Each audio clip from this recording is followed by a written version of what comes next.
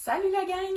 Re-bienvenue sur ma chaîne. Aujourd'hui, on fait un wrap-up de tout ce que j'ai lu, de ce que je suis en train de lire et de ce que je veux lire. J'ai aussi un book haul, je sais pas encore si je vais le mettre dans cette vidéo-là. On regardera ça après. On va discuter de fantasy, de contemporain et de poésie. Donc, qu'est-ce que j'ai pensé de tout ça? Ça s'en vient dans quelques instants.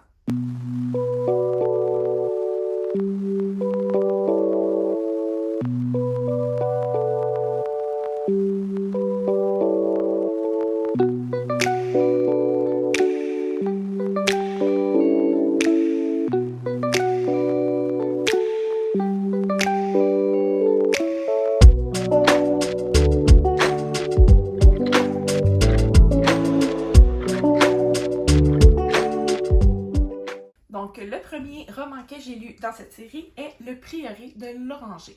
Le tome 1, en fait, je vais dire la partie 1 du tome 1, parce qu'en français, il a été, même je pense que c'est juste de poche, il a été séparé en deux parties. Donc, j'ai lu la première partie, j'ai bien hâte de lire la deuxième. C'est un roman un peu du type high fantasy, là, il n'y a pas, ça ressemble... Ça a un peu des vibes de Seigneur des Anneaux, mais pas pantoute en même temps, là, mais c'est juste pour dire à quel point c'est majestueux comme univers. Mon Dieu, le world building est écœurant. J'ai jamais vu ça, mais j'ai rarement vu ça. Un point qui m'a un peu déconcertée au départ, c'est qu'il y avait énormément de personnages. Fait que j'ai eu vraiment de la misère au début à me replacer. Puis quand je dis au début, c'est pas mal le tiers du livre, là. Mais bon, il finissait toujours par donner des indices qu'on faisait comme « Ah, ok, c'est elle. Ah, ok, c'est lui. » Fait qu'on était capable de les replacer finalement. Et quand on est capable de replacer les personnages, c'est du bonbon. On se laisse juste porter par l'histoire, là. Il n'y a plus de réflexion de savoir qui est qui. Fait qu'un coup qu'on sait qui est qui, c'était tellement bon, la gang! Je vais préciser aussi, malgré la couverture qui a une allure vraiment, mettons, asiatique, là, le genre de dragon quasiment serpent, là, j'ai pas aucune prétention à dire que je connais la culture asiatique. Mais je crois qu'il n'y en a pas tant que ça. Fait que la couverture, si ça vous fait un peu peur parce que vous connaissez pas ça, fiez-vous pas nécessairement, oubliez vos préjugés, puis entrez à fond dans cette histoire-là. C'est vraiment juste du fantastique, du fantasy, là. Il y a pas, c'est pas complexe. En fait, ça l'est un petit peu. On n'a pas à comprendre une toute nouvelle culture ici, mais je pense que c'est un bon moyen de pénétrer à petits pas dans cette culture super intéressante. Les chapitres sont divisés en points cardinaux et les personnages viennent des différents points cardinaux. Ça peut vous aider à comprendre dès le début, là, à vous situer et tout, parce que, bon, ça m'a pris un bout avant de catcher que chaque personnage était dans son spot. J'ajouterais aussi que c'est vraiment facile de s'attacher au personnage, puis on s'en rend même pas compte. Puis à un moment donné, il arrive des choses, tu fais comme « Oh non! » C'est là que tu te rends compte que tu étais vraiment attaché à ce personnage-là. Fait que je vous laisse découvrir ce roman que j'ai adoré. Je lui ai mis un 5 étoiles sur Goodreads. Pour le résumé derrière, on nous parle entre autres de deux personnages, mais je dirais, tu sais, comme je disais, on se fie plus aux points cardinaux. Donc, il y a quatre personnages qui se retrouvent aux 4 points cardinaux. Fait que, il y a une fille qui veut devenir dragonnière, il y a d'un autre côté une mage, je vais dire, qui vit avec la reine, la princesse, je pense que c'est la reine. Après ça, on a d'autres personnages qui viennent se mêler à tout ça. Puis, donc, on suit aussi un homme qui a été envoyé en mission, mais que dans le fond, c'était plus pour le faire partir de la cour, pour l'éloigner de la reine. Bref, beaucoup de personnages, je peux pas vous les décrire, mais c'est vraiment bon. Je suis même pas capable de faire un résumé. C'est fou quand même, parce qu'il se passe tellement de choses. Mais bref, ils ont peur que un dragon, le dragon sans nom, le gros méchant dragon, se réveille. Ça fait un millénaire qu'il dort parce que la reine est toujours au pouvoir chez elle dans son royaume. Et on dit que si c'est pas la lignée de cette reine-là, le fameux dragon va se réveiller. Fait que bref, ça amène toutes sortes de situations. Puis voilà, je vous invite vraiment à le découvrir. J'ai vraiment aimé. Ensuite, j'ai lu de façon auditive, j'ai lu un livre audio qui s'appelle Haute Démolition. Oui, je l'avais en papier et je l'ai lu quand même en audio. Cet auteur-là, Jean-Philippe Barry-Guerrard, c'est un auteur assez... je ne sais pas comment décrire ça. J'ai de la difficulté, pas avec l'auteur. Je trouve que ces sujets sont importants, sont bien amenés. Puis justement, c'est ce qui nous rentre dedans. Fait que j'ai besoin comme d'une pause après avoir lu ces livres, même si c'est audio, là. J'ai besoin d'une pause. Fait que j'ai peur que si je le lirais papier, j'aurais besoin des pauses pendant, puis ça serait interminable comme lecture. Mais cet auteur-là, vous regretterez jamais. Donc, c'est l'histoire d'un gars qui fait une montée fulgurante dans le domaine de l'humour et le personnage principal vit malheureusement une rupture à un moment donné et c'est complètement... Je pense que c'est la seule fois où on a su bien décrire ce que j'ai vécu avec ma rupture de mon premier amour. Fait que c'était, oui, lourd, mais c'était tellement criant de vérité. Puis j'espère que quand les gens lisent ça, ils se disent pas que c'est exagéré. Sinon, je me demande si vous avez déjà vécu ce genre de peine et de deuil. Dans le fond, c'est un deuil, tu sais. Bref, pour parler du roman en tant que tel, l'histoire est écrite au-dessus. Fait que déjà là, c'est différent. C'est sa blonde qui parle. Puis fait qu'elle raconte sa vie avant elle, pendant elle, après elle. Fait que c'est assez incroyable. Tout un exploit de l'auteur. Je dirais qu'au niveau des valeurs, ça ressemble beaucoup à Royal, un autre roman que j'ai lu de lui, mais c'était plus comme des avocats. En fait, des étudiants en droit. Donc, on retrouve encore le lien avec le pouvoir. Puis c'est le genre de choses qui me rend inconfortable. Mais je pense que c'était le but. Qu'on réalise là, certaines choses. Fait que bref, je vous encourage vraiment à le découvrir. Ça a été quand même une super belle lecture pour moi.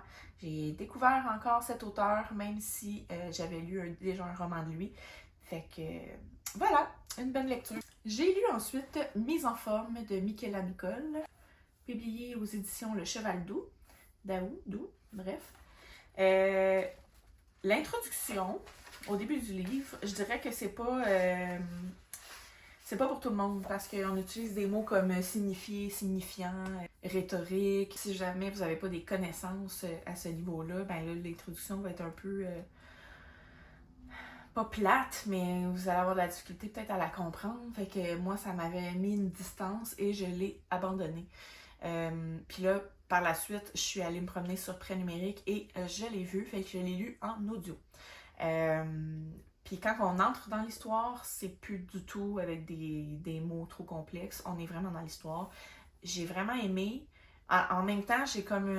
c'est de l'amour-haine, là. Je vais être franche. En gros, à certains passages, on fait le procès des MLM en fitness, de bien-être, etc. Il y a certains points que j'étais d'accord. Il y a d'autres points que je pense que dans ma réflexion personnelle, je suis pas rendue là. Fait que ça m'a un peu mis une distance avec ce que pensait l'auteur. Je pense que ça prend à la base une certaine ouverture d'esprit pour lire ça. Par contre, il y a un côté féministe que j'ai adoré. On a déconstruit certains clichés sur la beauté, la mise en forme et tout ça. J'ai eu envie de brûler ma brassière. C'est pas compliqué, là, surtout avec les négos en ce moment. Donc, les négociations en lien avec les professeurs, bref, pas juste les professeurs, avec les services publics qui sont majoritairement des femmes et qui se font rire d'eux complètement. Bref, on n'entrera pas dans la politique ici. Donc, voilà. J'ai bien aimé ce livre-là. C'est un genre d'essai, mais c'est un roman aussi en même temps. Fait que bref, je vous invite à le découvrir si vous êtes curieux. J'ai lu ensuite Déviance, voilà, de Stéphanie Sylvain et Whitney Saint-Onge-B, publié aux éditions Corbeau, la collection Corbeau. Comment dire? C'est encore de l'amour ici. J'ai adoré parce que c'est une dystopie, c'est quasiment mon genre préféré de tous les temps, là. Mais tu sais, autant on peut dire high fantasy, là j'irais dans le high dystopie. C'était assez intense. En fait, tout a changé pour le mieux, c'est pas ça, c'est le contraire, pour le mal. c'est assez corsé. Genre, il y a des bonbonnes quasiment à tous les coins de rue parce qu'il manque d'oxygène. Fait qu'il faut peut-être réapprovisionner de temps en temps. T'sais. Fait que c'est assez intense. J'ai trouvé que au niveau de l'histoire, il y avait une certaine cacophonie au niveau des personnages et des événements. Des fois, on avait de la misère à s'y retrouver. On parlait de personnages des fois qu'on nous présentait même pas. On n'avait pas le nom. Mais c'est correct. Je l'ai terminé, j'ai compris pourquoi. Les principaux sujets abordés ici sont la toxicomanie et la fertilité. Je dirais surtout que si vous avez des triggers, puis que, mettons, la toxicomanie, ça va peut-être être difficile à lire. Même au niveau de la fertilité, là, il y a des choses qui m'ont fait grincer des dents. Beaucoup, beaucoup, beaucoup, beaucoup, beaucoup. Genre, il y a un personnage qui crée des bébés, puis s'il manque un bras, il le tue. J'ai un enfant amputé de naissance. Fait que moi, ce genre d'affaires-là, j'ai comme... En tout cas, bref. J'ai trouvé les propos vraiment durs devant ces enfants-là amputés et traités comme des déchets. Ça me gosse parce que depuis toujours, les monstres ressemblent à des gens amputés. Les doigts, mettons, 3 doigts comme ça. Il y a des personnes amputées qui ont 3 doigts, pour vrai. Puis sont écœurées de se faire voir en monstre, et je les comprends. Tu sais, il y avait eu une grosse polémique là, en lien avec, c'était quoi déjà? Les sorcières, avec Anne Hathaway. Ils ont mis une main comme ça, fait qu'il y a eu un soulèvement au niveau des personnes amputées, et je les comprends. Ils sont écœurés, puis je suis avec eux. Je vais avouer aussi que la trope drogue, c'est pas pour moi. Mais j'ai quand même mis, je pense, un 4 étoiles. Ça a été excellent comme livre. Mais c'est ça, c'était assez deep là, au niveau de la dystopie. Moi qui ai écrit une dystopie aussi, moi c'est un peu plus... c'est léger, là. C'est plus léger que ça. C'est quand même un sujet cru, mais bref, c'est au niveau de l'ambiance, c'est plus léger, je pense. Donc, voilà. Ça se passe en 2102 à Montréal. On suit... une famille, dans le fond, de trafiquants de drogue, puis il y en a une là-dedans qui souhaite quitter la famille. On suit aussi une toxicomane, on suit des médecins, des psychologues, bref, il y a vraiment beaucoup de personnages, mais qui sont tous comme entrereliés entre eux. Et ça a été une belle lecture. Je vous suggère de la lire et j'ai hâte d'avoir vos avis. Tout est dark, tout le monde se tire dessus, tout le monde se tue, puis il y a comme pas de... Il n'y a pas de limite dans ce livre-là. Fait que je vous encourage fortement à lire celui-ci. J'ai lu ensuite Light Lark de Alex Aster, publié aux éditions Lumen. Merci beaucoup à Interforum Canada pour le service presse. Heureusement, avec ce distributeur, on peut dire la vérité quand on lit un livre qu'on n'aime pas. C'est juste qu'il faut dire pourquoi. C'est logique. Et heureusement pour moi, je l'ai aimé. Fait que j'aurais pas ben de négatif à dire. Donc, en gros, ce qui se passe dans ce livre-là, c'est que Isla est une des reines des 6 royaumes. Elle est envoyée sur Light Lark, qui est une île où les 6 rois et reines de leur territoire viennent se rejoindre pour une compétition. En arrière est écrit meurtrière. Ils n'ont pas le droit de se tuer avant comme 55 jours. Fait que, tu sais, il y a quand même un bout où c'est pas meurtrier ben, là. On apprend à connaître les personnages. Puis bref, le but, c'est de faire survivre leur peuple, mais il y en a un là-dedans qui doit mourir, obligatoirement, pour défaire la malédiction. Donc, s'ensuit une suite de péripéties et beaucoup de plot twists, là, tu sais, de revirements de situation, là. Fait que, voilà. Malheureusement pour moi, ben, je devine toujours tout dès la première page, là, fait que j'exagère, mais quasiment. Puis, j'ai... pas eu de surprise pour le gros punch, mais pour le reste, le contexte et tout, là, ça, j'ai été surprise. Fait que, ben, pour aimer une lecture, j'ai pas besoin d'être surprise à 100% puis capoter ma vie, m'arracher les cheveux, là. Fait que j'ai vraiment, vraiment aimé ça. Je dirais qu'au début, il semblait manquer un peu de profondeur dans certains personnages, puis je comprenais pas. Je disais, voyons, ils sont bien... il y en a certains, en plus, que je trouvais intenses pour rien. Il y a toujours une raison à tout. Cet auteur pense à tout. Le world building aussi est impressionnant. Ça aurait pu être super compliqué, mais ce n'est pas pantoute. Fait que c'était vraiment simple, j'ai vraiment aimé ça. C'est un page turner. On veut savoir, on veut découvrir les informations. Moi, j'ai vraiment trippé. À un certain moment, on parle d'un couple gay, fait que j'ai aimé que ça soit inclusif d'une certaine façon. J'ai trouvé aussi que les secrets amenaient une couche supplémentaire à l'intrigue, et il y a tellement de secrets, vous n'avez pas idée. Donc, je vous encourage fortement à lire ça, puis venez m'en parler. J'ai vraiment hâte d'avoir votre avis là-dessus. C'était vraiment une bonne lecture pour moi. Ensuite, on passe à la poésie. J'ai lu 2 recueils de Joséphine Bacon. Le premier, c'est Quelque part et wesh. Et le deuxième, Un thé dans la toundra. Je vais m'essayer. Mipi Chapoué n'était mouchoir.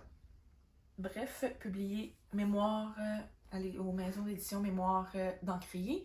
Je ne peux pas faire d'avis sur de la poésie. Pour moi, c'est impossible. Mais je peux juste dire que ces 2 recueils, je trouve, selon ce que je connais de la culture autochtone, je trouve que ça représente parfaitement les liens avec la terre, les liens avec les ancêtres, l'hommage à tout ce qui les construit. Bref, c'était magnifique. Ça se lit très vite, là, ces 2 petits recueils. J'ai corné quelques pages, j'ai osé, pour m'arrêter dans le fond sur certains poèmes. J'ai découpé mes souvenirs et les ai collés sur mon corps. Un lac calme reflète mon image. Je suis Inou dans mes veines, je suis Inou dans mon cœur rouge. Mon ombre se confond à mon âme, ma vie vieillit au son du tambour qui rejoint mes rêves. C'est tout beau, là. C'est vraiment beau comme lecture. Aussi, sachez que chaque poème est écrit en français d'un côté et dans la langue originale à droite. J'ai adoré. Ceci dit, je vais être honnête, j'ai pas lu les pages droites parce que je comprends pas la langue, fait que pour moi ça sert à rien.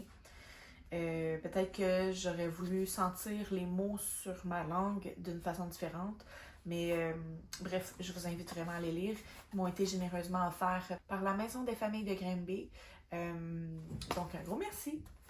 Ensuite, j'ai lu La cause animale de Alexia Renard, publié chez Radar. C'était vraiment bon. J'avais peur un peu de lire quelque chose qui fait juste comme taper sur le clou, taper sa tête pour dire allô, arrêtez de manger des animaux. Puis c'était pas vraiment ça, c'était plus des explications au lieu d'essayer de me convaincre. Fait que ça, j'ai vraiment apprécié. C'était un peu plus neutre que je me suis attendue. On a relié beaucoup la cause animale avec d'autres causes importantes telles que le féminisme, l'environnementalisme, etc. J'ai aussi beaucoup apprécié qu'on décortique la pensée critique. Je trouve que c'est quelque chose de tellement important qu'on devrait apprendre dès le primaire, là. Je comprends pas qu'on creuse pas cette question-là dès le plus jeune âge. Mais bref, j'ai vraiment apprécié cet aspect-là. Ah oui, aussi, regardez ça. C'est tout plein de couleurs. C'était vraiment agréable à lire. C'était vraiment... c'était le fun. On utilise aussi ici l'écriture inclusive. Et j'avoue qu'il faut avoir quand même une certaine ouverture, même s'il ne s'agit pas de nous convaincre. Si on est déjà complètement fermé à l'idée de ne pas manger d'animaux, je vois pas pourquoi vous liriez ça. Ça prend une petite ouverture au moins pour allumer une certaine réflexion. Il m'a tellement marqué que j'ai eu des flashs au quotidien, puis j'ai commencé à faire de petits changements à la maison, à ajouter un peu plus de repas végétariens. Je dis pas que ça va devenir 100% ça. Mon chum ne veut pas. Mais moi, je trouve, tu sais, il aime ça quand même. Fait que je vais cuisiner des choses de temps en temps. Ça va diminuer quand même une bonne partie de notre consommation de viande, je crois. Le plus important, je pense, c'est d'y aller graduellement. Puis de ne pas faire un changement drastique sur un coup de tête. Ça ne fonctionnera pas. Fait que, bref, voilà. Si vous avez l'esprit ouvert et que vous songez peut-être un jour à faire un changement ou juste vous informer un peu plus sur le sujet, c'est le livre qu'il vous faut. Je crois que c'est le livre à lire si on veut faire le changement. Aussi, je devais lire ce mois-ci, je vous en avais parlé dans le précédent vidéo, Céline après René de Ève Landry. Malheureusement, j'étais vraiment dans un mood où j'avais besoin de positif et on entre directement dans une séparation, pas une séparation, un deuil. Quelqu'un est mort. Fait que, je vais être honnête, je l'ai pas lu. Donc, je voulais quand même vous tenir au courant puis être totalement authentique avec vous. J'ai finalement lu, enfin, Kéléana, l'assassineuse, Tome 1 de Sarah J. Maas, publié chez La Martinière, c'est ça? Oui. Ah, c'était bon. J'ai eu l'impression... Tu vois, moi, en arrière, là, on nous parle d'une compétition. Quasiment... tu sais, je m'attends à ce que ce soit vraiment mortel dès le début. Mais je dirais que ça ressemblait un peu plus à la sélection. Fait que... une gang de personnes qui s'en vont dans un château puis qui apprennent quasiment à vivre à vivre la vie de château. Puis de temps en temps, ils ont des petits défis, mais tu sais, c'est pas des défis... c'est pas des combats entre eux. Fait que, tu sais, si on s'attend à des combats dès le début, c'est normal qu'on soit un petit peu déçu. J'ai déjà entendu ce genre de critique, fait que c'est pour ça que je préfère le nommer. La sélection, en passant, que je pense, c'est la sélection de Caracas. On a ici une histoire d'amour aussi. Il semble avoir un genre de triangle amoureux. Et bien que ce livre se retrouve dans la catégorie fantasy, il n'y a pas eu de fantasy avant le 2/3 du livre, là, tu sais, mettons, genre ici. Là. Fait que, je l'ai pas, ouais. Donc, faut pas s'attendre à de la magie dès le début, là. C'est pas ça qui se passe. Comme je vous dis, ça ressemble vraiment à la sélection. Fait que si vous avez aimé la sélection, là, j'ai mis un 5 étoiles à cette série-là et j'ai vraiment hâte de la continuer. Alors, on est rendu à la section sur mes lectures actuelles. Je suis en train de lire Midnight Sun, la version Edward de Twilight, qui focus pas mal plus sur le premier livre, on va se le dire. Mais, tu vois, je l'avais commencé, j'avais lu une centaine de pages, là, 2-3 ans peut-être, là. En tout cas, il venait de sortir, ça faisait pas si longtemps. Et je l'ai abandonné. J'ai abandonné ce livre parce que, pour moi, là, une version de l'autre personnage, c'est la même foutue histoire. Fait que après 100 pages, j'étais comme, ok, non, là, c'est assez, là. Puis, malheureusement pour moi, je l'ai vraiment abandonné au mauvais moment parce que je l'ai finalement lu en audio. Fait que là, le signet, il est à peu près, je l'ai placé à peu près où je suis rendue en audio, là, j'étais allée au pif, là. Et, c'est bon! Puis, j'en apprends plus sur les personnages. Tu sais, mettons, on voyait beaucoup Edward, on voyait beaucoup Bella. Et on s'attardait beaucoup plus à eux, puis à leur dynamique et tout ça. Mais du côté d'Edward, on apprend à connaître beaucoup plus sa famille. Rosalie, comment elle a rencontré Emmett, puis... bref, en tout cas, j'ai vraiment trippé. J'aime vraiment ça. Je dis au passé, là, mais j'étais en train de le lire. Puis écoute, c'est vraiment un gros livre, parce qu'en audio, c'était écrit 27 heures de lecture. Mais là, je l'ai mis à 1.5 de vitesse, là, fait que ça va plus vite. Mais, tabarouette, hein, c'est quand même quelque chose. Mais je suis rendue à lire des audios en faisant mon ménage au quotidien, là, fait que ça se lit vraiment vite, puis vraiment bien. Puis c'est ça, j'apprécie tellement d'apprendre à connaître d'autres personnages. Moi qui étais vraiment comme contre les versions numéro 2 du même livre, là, ça m'ouvre une petite porte d'ouverture. Mettons qu'il y en a d'autres qui sortent par rapport à des livres que j'ai bien aimés. Je vais peut-être y aller. Fait que, voilà, je continue. Je suis en plein dedans pour l'instant. Je suis pas en train de lire autre chose parce que je viens juste de terminer Tant que fleuriront les citronniers. Je vais vous en parler dans un vlog dans peut-être la semaine prochaine. Bon, bref, je sais pas quand exactement. Mais voilà. Les prochaines lectures, bien entendu, on trouvera Kéliana tome 2. Fait que j'ai vraiment hâte de lire ça. Oh mon dieu, il est tout dur, genre, il est vraiment neuf. Fait que, ouais, j'ai vraiment hâte de lire ça. Tome 2, ça donne rien dans le fond que je vous le résume. Je vois pas l'intérêt. Tu sais, ça peut vous spoiler le tome 1 et tout ça. Fait qu'on rentrera pas là-dedans. Ensuite, j'aimerais lire Le vent en parle encore de Michel Jean. En fait, j'ai jamais lu cet auteur encore. Je sais qu'il a publié vraiment beaucoup de choses. J'en ai plusieurs à la maison. J'ai pas encore osé. Fait que ça sera peut-être mon livre d'ouverture vers Michel Jean. On m'a dit que c'était extrêmement touchant et extrêmement dur. J'ai hâte et pas hâte. Et j'ai honte de ce que mon pays, ma province a fait. Donc, j'ai hâte de découvrir ça. Puis je veux être plus informée. Donc, je pense que c'est un bon livre pour commencer tout ça. Ensuite, bien entendu, on va y aller avec Le Prieuré de l'Oranger, partie 2 du tome 1. J'ai hâte. J'ai vraiment hâte. Il est arrivé tellement d'affaires à la fin du premier, de la première partie, que J'ai hâte. Je pense que c'est peut-être celle-là que je vais continuer tout de suite.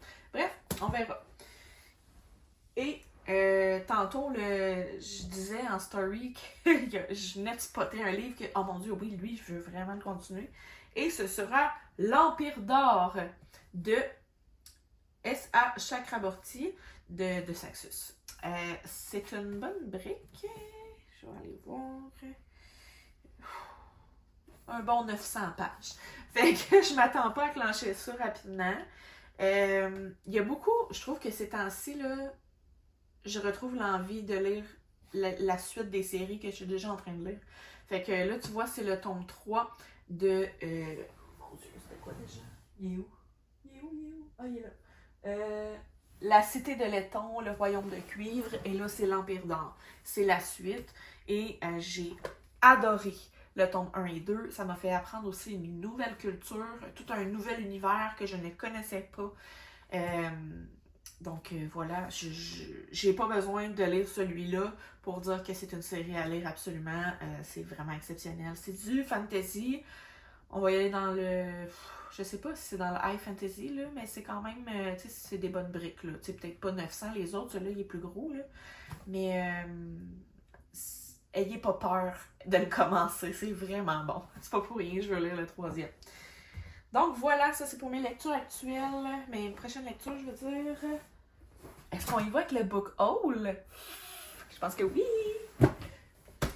Alors, ce mois-ci, ça a été un petit peu... J'ai acheté un peu de livres. Je pense que j'en avais besoin, mon petit cœur. C'est correct.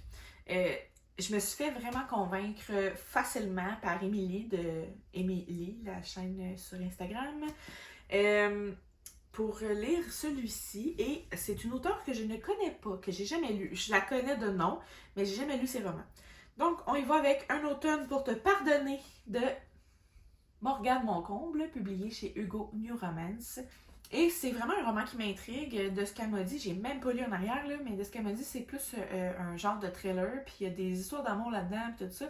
Fait que moi, ça m'intéresse. Puis les autres, je pense qu'ils sortent pas mal toutes cette année, en 2024, je veux dire. Là. Fait que bref, ça va être une belle série à commencer encore. Ensuite, je me suis mis comme défi pour 2024 de lire plus en anglais. Fait que j'ai acheté beaucoup de livres en anglais. Je crois que ces livres-là sont tous traduits ou pas. Non, il y en a un, je pense, qui n'est pas traduit en français. Mais bref, celui-ci, il l'est. Donc, The Housemaid de Freda McFadden. Ça a l'air, c'est un thriller full. Il y a Marie Charest, je pense qu'il n'arrête pas d'en parler, là, puis elle m'a convaincue. Fait que voilà, je vais lire ça en anglais. C'est La femme de ménage en français. Fait que si jamais vous l'avez lu, dites-moi donc dans les commentaires si c'est lui que je devrais commencer en premier. Donc voilà. Ensuite, j'ai acheté Daughter of the Pirate King. En français, la fille du roi pirate, c'est ça. Tu sais, celui qui a les pages bleues, qui est noir, là. Bref, je l'ai acheté en anglais, donc vraiment moins cher. Fait que, écoute, je connais pas l'histoire, j'ai pas lu en arrière, fait que j'ai bien hâte de le découvrir. Et j'ai aussi acheté le tome 2, et étrangement, celui-là, il y a une couverture réfléchissante, là, je sais pas comment dire ça. Celui-là, il est mat. Fait que, ils sont beaux tous les deux, là, mais je sais pas, ça doit pas être la même maison d'édition, je peux pas croire. Squarefish, c'est la même maison. Fait qu'elle a changé le style du livre en même temps. Puis l'écriture aussi. Bref, en tout cas, c'est un peu bizarre. Mais j'ai hâte de le découvrir. J'ai entendu vraiment des bons commentaires dessus. Puis je me dis, coudonc, pourquoi pas? Fait que quand je les ai vus, je les ai pris. Ensuite, If He Had Been With Me de Laura Nolan. La maison d'édition est Source Book Fire. Donc voilà. Je n'ai pas non plus lu le résumé, je peux pas vous en faire un. Mais tout le monde n'arrête pas d'en parler. Certains le trouvent super écœurant, d'autres sont déçus. Je vais me faire ma propre idée. Je vais le lire en anglais aussi. Et vous en donner des nouvelles. C'est celui-là, je pense, qui n'est pas traduit. Fait que... c'est ça. Vous me le direz si ça vous dérange, si je le lis en anglais, puis je vous en fais un feedback quand même. Moi, je trouve que ça a l'air vraiment bon. Fait que bref, puis il est beau en plus, là. J'ai hâte de le lire. T'sais, il m'a coûté 16$, là. C'est ridicule, un livre à 16$. C'est pour ça que je veux lire un peu plus en anglais. Ensuite, j'ai acheté les Kéléana qu'il me manquait, puis je pense qu'il m'en manque encore un parce que au magasin où je suis allée, il l'avait pas. Donc, j'ai acheté le tome 4, deuxième partie, parce que moi, j'avais acheté juste la première partie en ne sachant pas qu'il y avait deux parties. Donc, voilà, je ne lirai pas en arrière, je ne vais pas me spoiler. Le 6 aussi, qui est vraiment lourd, mon Dieu. Donc, voilà, ils sont super beaux les deux. Là. Ouais, j'ai vraiment hâte de lire ça.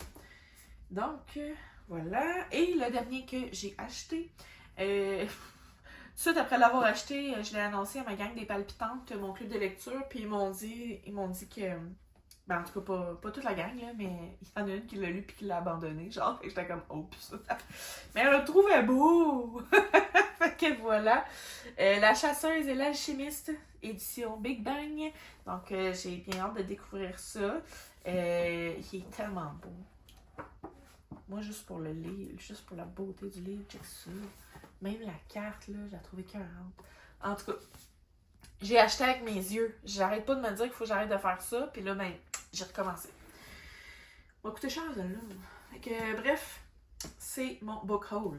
Alors, ce sera tout pour moi aujourd'hui. J'espère que la vidéo vous a plu et que ça vous a donné envie de découvrir certains de ces romans. N'oubliez pas de vous abonner et d'activer la petite cloche pour recevoir les notifications quand je sors une nouvelle vidéo. Donc, je vous souhaite une super belle journée et à la prochaine!